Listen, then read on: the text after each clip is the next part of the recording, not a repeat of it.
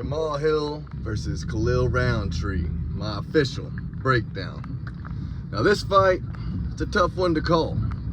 It really is. I see a ton of similarities between both. Both, I think people consider top 5 elite lightweights. Both coming off absolute wars. One with Alex Pereira and one with Yuri Prochazka, 2 of the best light heavyweight fights of the past year. And they had good showings, went to war, put on a show, and then ended up getting finished late and ate a ton of damage. And so they're both coming off very violent finishes and very violent outcomes. And Rowntree's had a lot more time to recover. You know, Hill took that ass whooping in January, but still 6 months is a long time to recover. So I like the fact that this fight is taking place in June, late June, as opposed to April like it was originally done. I think that really benefits Hill, even though he was the one who pulled out with an injury.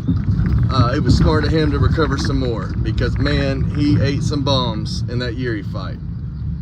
Now, all that being said, another reason why they're very similar is they also don't have the most impressive resumes. Yeah, they got very impressive highlight reels, tons of good knockouts, very exciting fighters to watch, but they don't really have great names on that resume.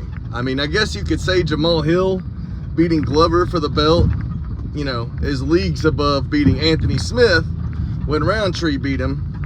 But still, you know, Glover was 43 coming off that very, very violent fight with Yuri. So I don't think, you know, I think Glover was beyond washed when Jamal beat him. That being said, Jamal did show amazing cardio in that fight.